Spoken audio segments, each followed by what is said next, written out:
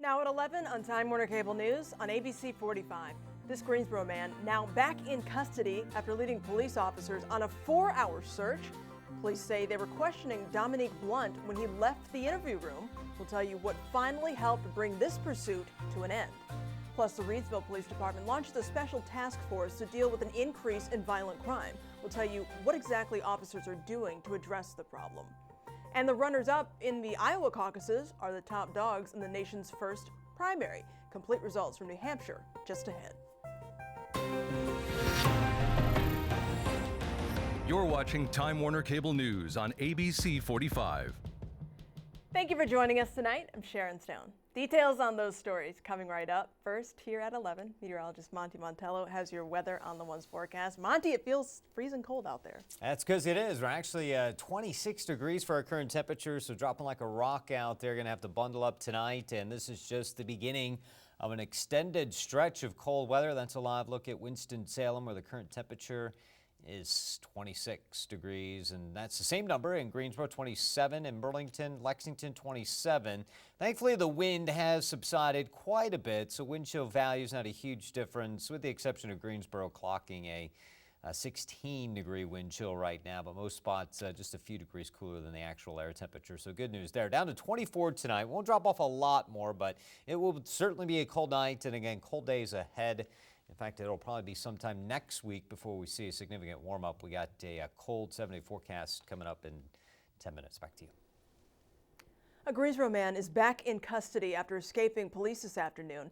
After nearly 4-hour search and modified lockdowns at a nearby school, a call from a concerned citizen helped bring the pursuit to an end. Kristen Drummond has more on the arrest. Greensboro police escorted Dominique Blunt to an ambulance Tuesday. The 23-year-old is back in custody after police say he escaped from the Swing Road Police substation, prompting an increased police presence at Guilford Elementary and Newcomer High School, as well as a modified lockdown at Western Guilford High School. I'm nervous as a parent. Worried about my 2 kids. Parents waited in a car line to pick up students. Thurman Hughes says he wasn't willing to take any chances with his daughter's safety. Normally she walks or either catches the bus, so that's why I had to go and come here to see what's going on. Police say Blunt left an interview room at the substation. Investigators were questioning him about a kidnapping, robbery, and a series of car break-ins in December. Police and K-9 units searched for Blunt, who was spotted at a few businesses on West Market Street. A call from a concerned citizen, though, led police to Blunt's whereabouts. I observed the subject matching the description walking down Friendly Avenue. I turned around my patrol car. He saw me, and he fled on foot, and I gave chase. Lieutenant Graves says he chased Blunt about 75 yards into the woods behind Forbes and Dick Funeral Service. I gave him commands to stop running and to get on the ground, and he complied. There was no uses of force or anything like that. After Blunt was caught, he complained of shortness of breath. EMS was called out here to check his vitals. He'll be going to the hospital and then is expected to face additional charges. Reporting in Greensboro, Kristen Drummond, Time Warner Cable News. Police say Blunt has a history of arrests. The lockdown at Western Guilford was lifted about 20 minutes after normal dismissal time. Davidson County and state investigators are hoping some security video could help solve a 2013 cold case murder. Police think the people in this security video, recorded outside of Atlantic Car Company, may have been involved in Nancy Harvey's death. This was recorded 52 days before she was found dead in her business, January 25th, 2013. The video shows 3 people with tactical vests on holding guns. First time that the people that committed this crime know that we have this piece of information and know that there's some pretty good physical features that help us, narrow down who it might be. Anyone with information is asked to contact the Davidson County Sheriff's Office, 336-242-1900. A new community task force in the Reidsville Police Department will work to address crime in the city.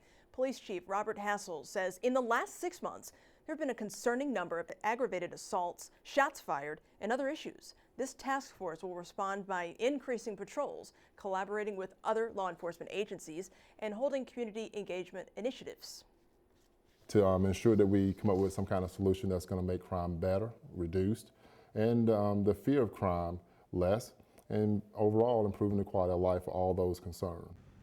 The task force is made up of 9 officers. Its effectiveness will be monitored through weekly progress reports and ongoing reviews of crime data. Students from several colleges in Winston-Salem are planning a news conference in March tomorrow to draw attention to the case of Calvin Smith. Smith was convicted in the 1995 beating of the manager of the now closed Silk Plant Forest store and is serving 29 years. Supporters say Smith is innocent of the crime that left Jill Marker with permanent brain damage. There have been previous rallies in his support.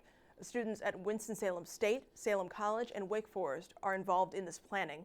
A federal appeals court has turned down Smith's attempt to get a new trial.